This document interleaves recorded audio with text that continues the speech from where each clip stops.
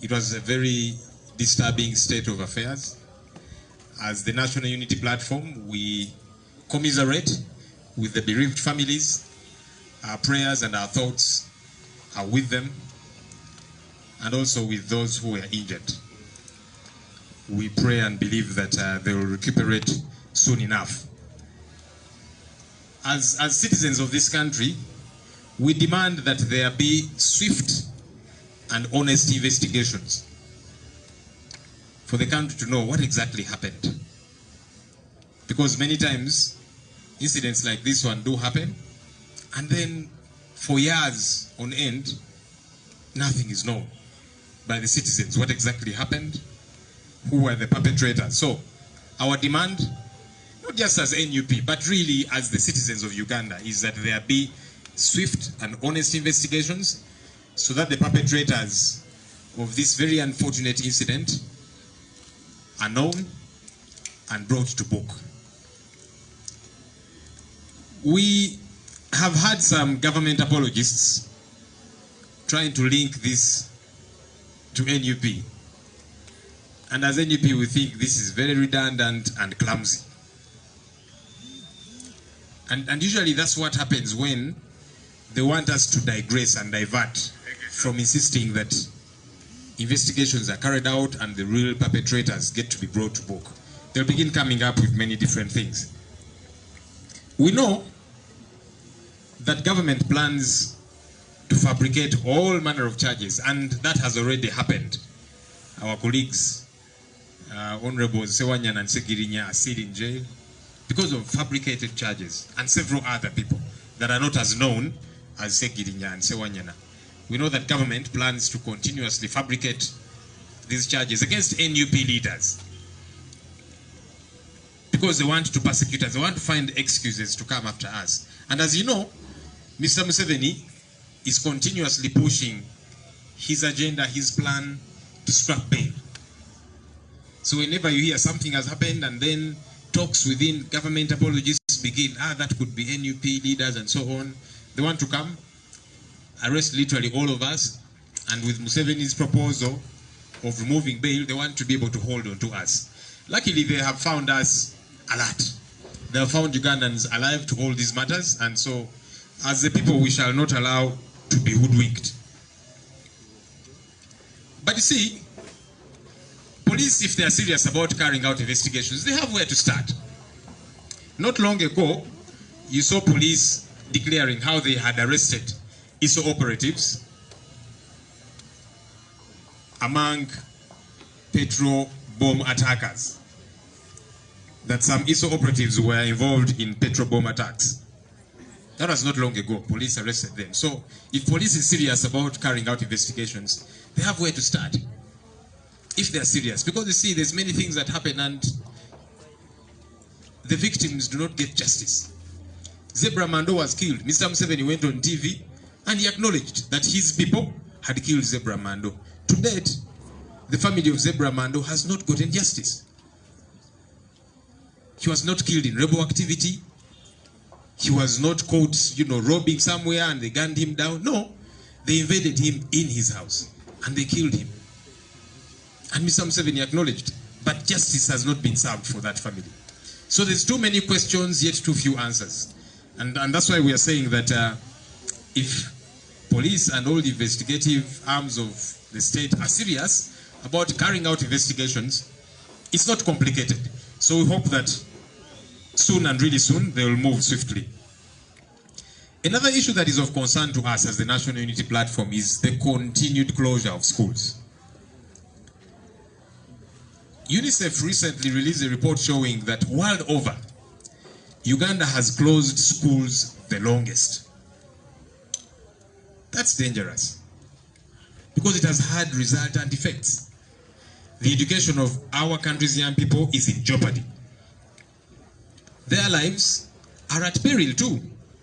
Many young girls have been impregnated and their lives are literally shattered because if you're 13, 14, and then you find yourself expecting a child of sometimes a relative and so on, it shatters the lives of these girls.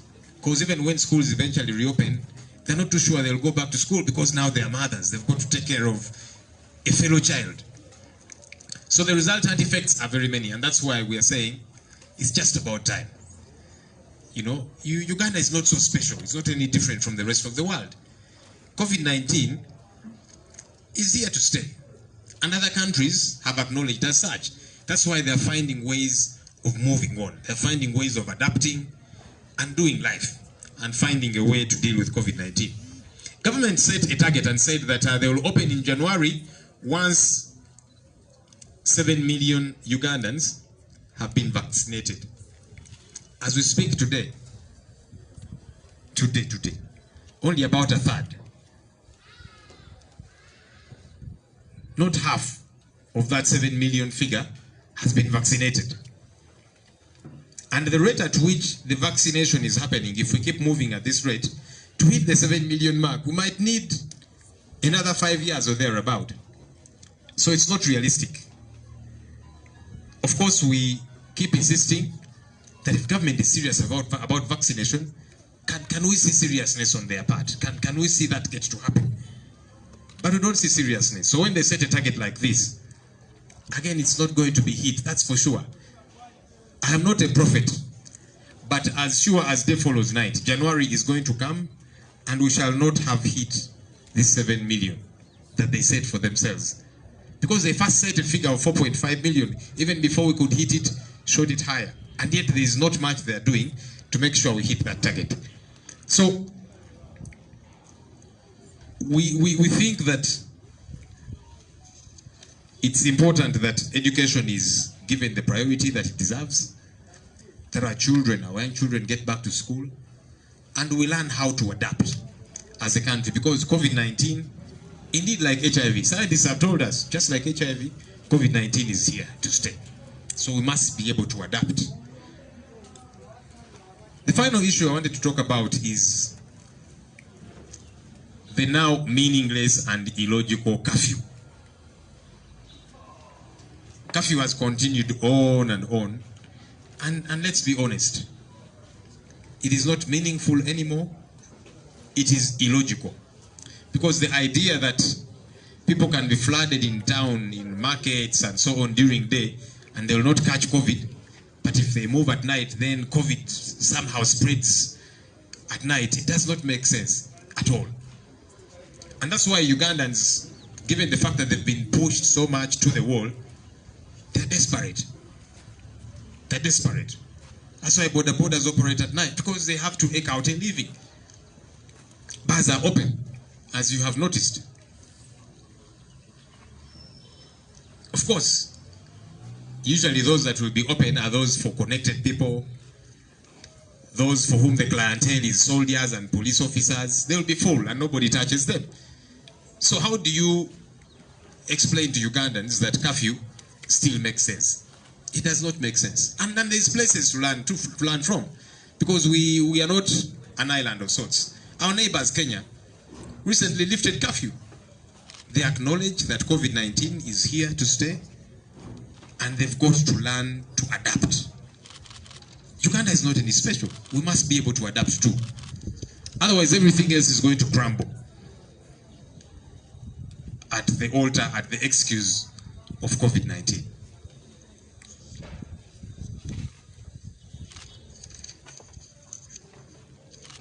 I'll very quickly translate this into Luganda for especially Sematimba Bwejire.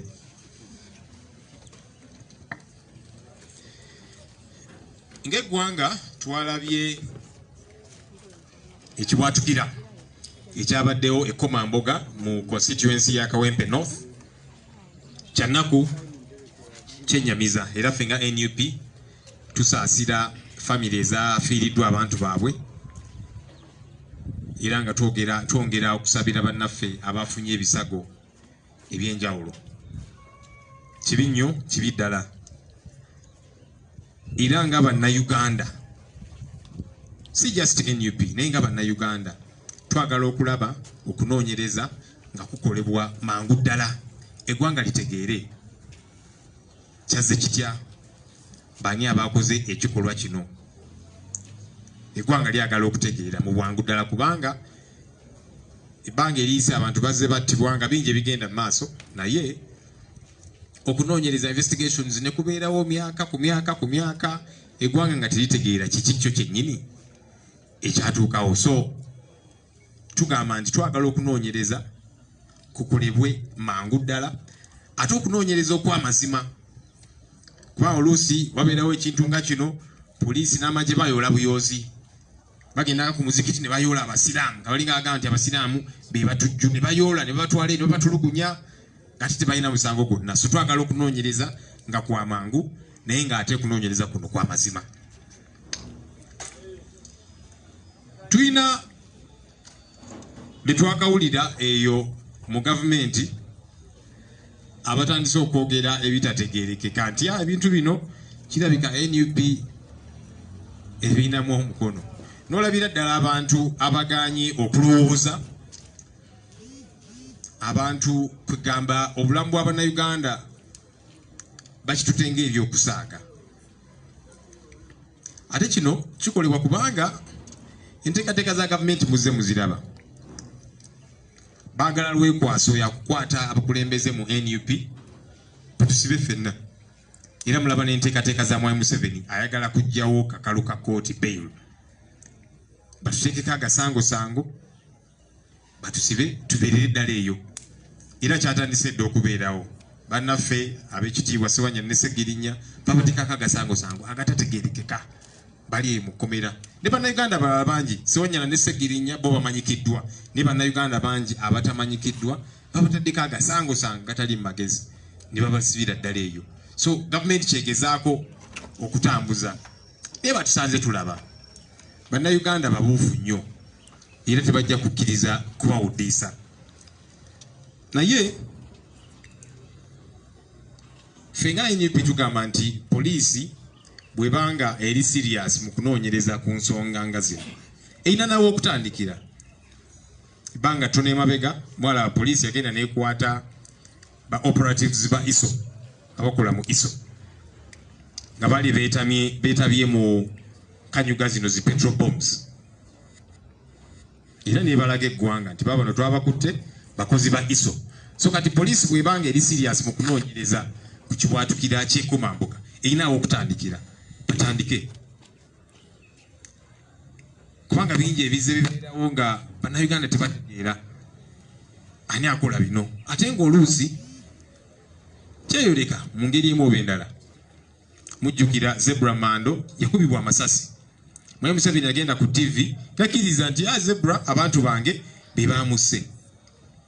Nene kaakano teri muntu n'omu yali akwatiddwa. Ab'enganda za Zebra Mando bakyalinze bwenkanya.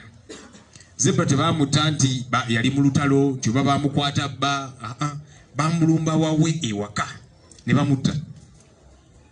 Mwai Museveni nakikkiriza nti abantu bange bamusse nene kaakano twabeerangawo bwenkanya.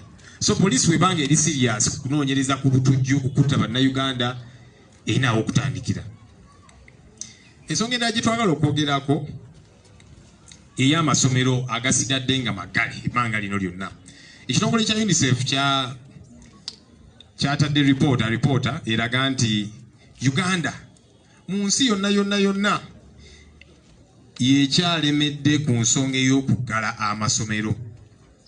Abalala bonna bazze nga baggulawo amasomero naye Uganda yo ekyagaanye. Ate nga kyeyoleka mu lwatu nti COVID-19 corona yajja era tujja kubeera nayo kumala akabanga. Bannasayansi kye batugamba era nga batugamba tuyige okulaba engeri gye tuyinza okubeera ne COVID-19 okugyewala kubanga tegenda kuvaawo kaakano. Ensonga ey'okuggala amasomero erina ebirala ebigyekwatako ate nga si birungi. Of course ebyenjigiriza by'abaana baffe bigootaanye tebamanyi ddi lwe baddayo ku ssomero. Abawala baffe abato babafunyisizza embuto abayitirivu ennyo. Kawala ka myaka 12, 13, 14 tekalina musango tekabitegeera ne bakafunyisa olubuto. Oluusi n'akafunyisiza olubuto wa Luganda oba taata waako ku lw'ensonga eno. Era olabye ddala nti kati akawala obulamu bwako buba bukyukidde ddala n'okuddayo okusoma kayinza n'obutaddayo ng'amasomero eventually bagaguddeyo kubanga kati munnaye kafuuse kamaama kalina kulabirira mwana munnaako byebigenda mu maaso kubanga gavumenti yeeremeddeko amasomero tetujja gaggula. Gavumenti egenda negamba nti okuggulawo amasomero kijja kubeera mu January nga bamaze okugema abantu miliyoni 7. naye wetwogerera tuli ku katundu ka miliyoni 7 n'ekitundu tunakiweza, era sipiidi gye tutambulirako okuweza miliyoni 7 abamu bagamba tuyinza n'okwetaaga emyaka nga 5 tugiweze.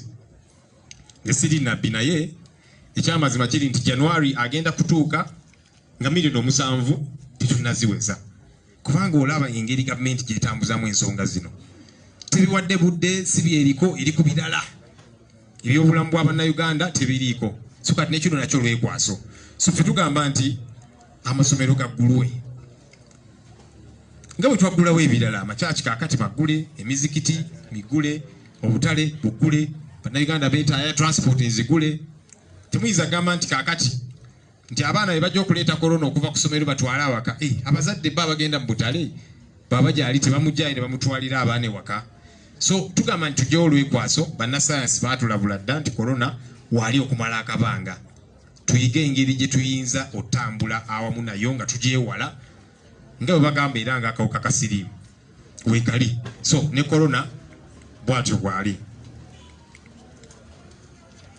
Ensonga esembayo y'ensonga eya kafyu. Kafyu munnange takyalina makulu. Takyalina makulu kubanga bagamba nti abantu emisana bayinza okwetaayaaya ne bajula mu butale ne bajula wa yonna korona tajja bakwata, naye ekiro korona aba atambula nnyo tekikola makulu yadde. Bannayuganda banyigiriziddwa nnyo era kyovudde olaba kati batandika okuyiiya engeri gye bava mu mbeera eno. Abavubuka boda bazivuga ekiro bayiiya akasente, amabaala maggule. Ate okusingira ddala omanye ebyembi nti ate amabaala agasinga okubeera amaggule ge gaaba abanene, nti oba abagenda okunywerayo bapoliisi basirikale ago tebajja gakwatako, ne bizinesi z'Abannayuganda endala zonna tebazikiriza. So ffe tugamba nti kafyu takyalina makulu. Era tulina n'ebyokuyigirako bannaffe ku mulirwana e Kenya kafyu bamugjeyo nga bagamba nti tukirabye nti korona waali tagenda kuvaawo kaakano.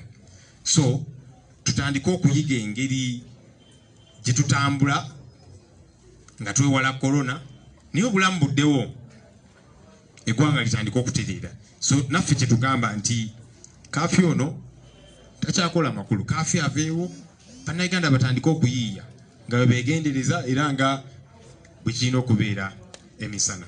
Mwebale nnyo, mwebale ddala. Okay, Secretary General.